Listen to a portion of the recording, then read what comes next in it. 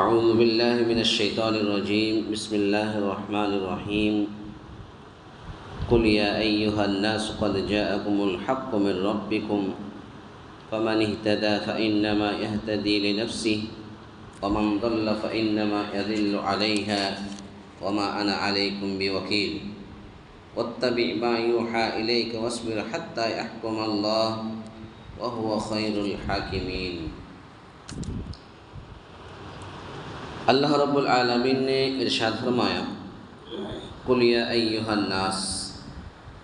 اے نبی آپ کہہ دیجئے کہ اے لوگو،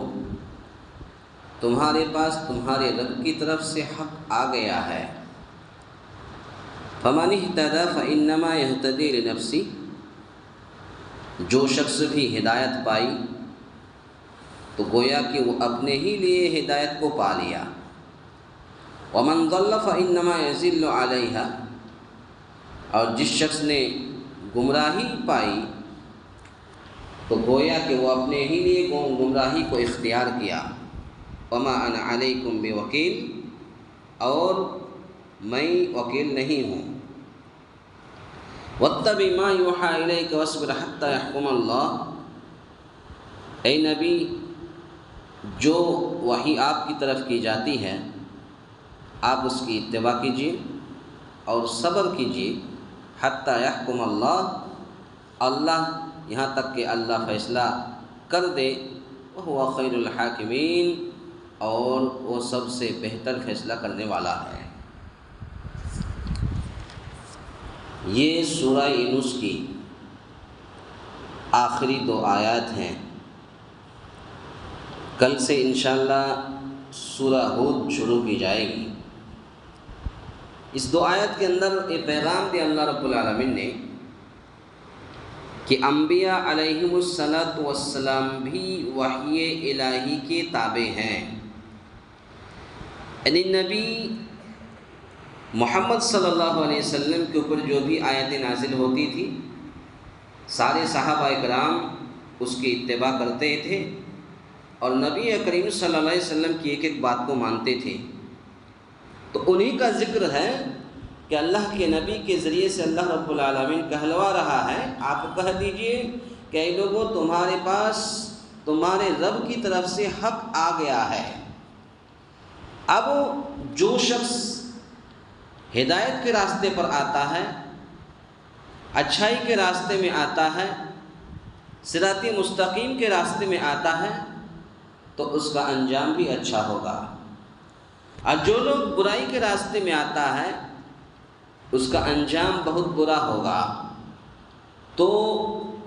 جو اچھائی پر آتا ہے آپ ان کو بھی دعوت و تبلیغ کیجیے، اور جو برائی کے راستے میں ہیں ان کو بھی سیدھے راستے پر آنے کی دعوت و تبلیغ کیجیے۔ اگر نہیں آئے چھوڑ دیں، اس لیے کہ آپ کا کام نہیں ہے۔ وَمَنْ ضَلَّ فَإِنَّمَا يَضِلُّ عَلَيْهَا وَمَا أَنَا عَلَيْكُمْ بِوَكِيلٍ، اور آپ کہہ دیجئے کہ میں تمہارا وکیل نہیں ہوں۔ کیا مطلب یہ ہے کہ مجھ کو صرف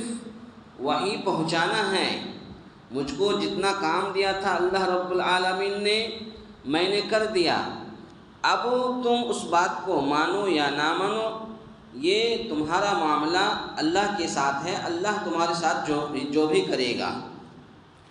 وَاتَّبِعْ مَا يُوحَى إِلَيْكَ وَاصْبِرْ حَتَّى يَحْكُمَ اللَّهُ وَهُوَ خَيْرُ الْحَاكِمِينَ، اور میں تمہارا وکیل نہیں ہوں، یعنی اس کا نقصان اور وبال اسی پر پڑے گا کہ قیامت کو جہنم کی آگ میں جلے گا۔ گویا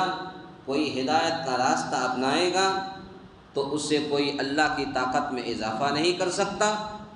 اور اگر کوئی کفر و ضلالت کو اختیار کرے، کفر و ضلالت کے راستے میں چلے تو اس سے اللہ کی حکومت و طاقت میں کوئی فرق نہیں پڑتا۔ گویا کہ ایمان و ہدایت کی ترغیب اور کفر و ضلالت سے بچنے کی تاکید و ترغیب دونوں سے مقصد انسانوں ہی کی بھلائی اور خیر خواہی ہے۔ آپ ضلالت و گمراہی سے بچنے کی بھی تاکید کیجیے، اور جو ایماندار ہے ان کو ایمان کی ترغیب دلائیے، یہی ایک انسانوں کی بھلائی اور خیر خواہی ہے اور اللہ کی اپنی کوئی غرض نہیں ہے۔ یعنی اسی طرح سے اللہ رب العالمین نے فرمایا کہ یعنی یہ ذمہ داری مجھے نہیں سونپی گئی، کون کہہ رہا؟ نبی صلی اللہ علیہ وسلم، میں ہر صورت میں تمہیں مسلمان بنا کر کے ہی چھوڑوں، یہ ذمہ داری نہیں ہے۔ میرا تو صرف کام یہ ہے کہ میں صرف ایک بشیر ہوں، ایک انسان ہوں، اور مجھے اللہ رب العالمین نے نذیر بنا کر کے بھیجا ہے، ڈرانے والا بنا کر کے بھیجا ہے۔ میں تمہیں جہنم کے عذاب سے ڈراتا ہوں، قیامت کی ہولناکی سے ڈراتا ہوں، اور میں تو ایک داعی ہوں، ایک مبلغ ہوں۔ میرا کام صرف اہل ایمان کو خوشخبری دے دینا ہے اور نافرمانوں کو اللہ کے عذاب اور اس کے مواخذے سے ڈرانا ہے، ڈرانا اور اللہ کے پیغام کی دعوت و تبلیغ کر دینا ہے۔ کوئی اس دعوت کو مان کر ایمان لاتا ہے تو ٹھیک ہے، کوئی نہیں مانتا تو میں اس بات کا مکلف نہیں ہوں کہ اس سے زبردستی منوا کر اسلام قبول کرواؤں یا مسلمان بناؤں۔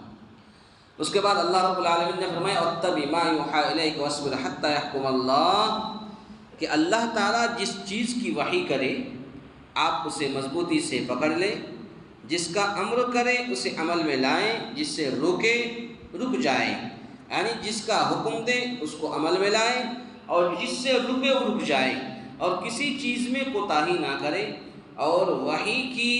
اطاعت و اتباع میں جو تکلیفیں آئیں، اے نبی آپ کو وحی پھیلانے میں اور دعوت و تبلیغ کرنے میں جو بھی تکلیفیں آئیں، آپ جو لوگ مخالفت آپ سے کر رہے ہیں، آپ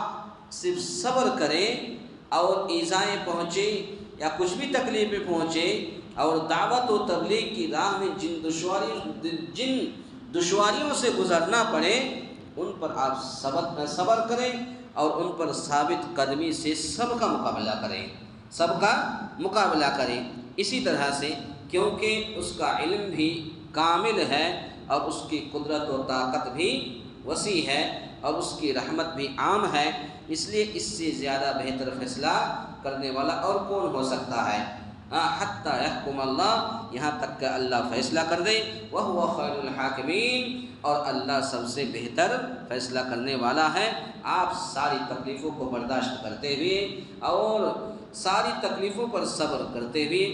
آپ اپنا کام کرتے رہیں، دعوت و تبلیغ کا کام جاری رکھیں، ان پر صبر کریں اور ثابت قدمی سے ان کا مقابلہ کرتے رہیں۔ اللہ تعالیٰ سے دعا ہے یا الہ العالمین ہم تمام مسلمانوں کو کہنے سننے سے زیادہ نیک عمل کرنے کی توفیق عطا فرمائے، آمین۔ اقول قولی ھذا استغفر اللہ لی ولکم ولسائر المسلمین واستغفروہ انہ هو الغفور الرحیم۔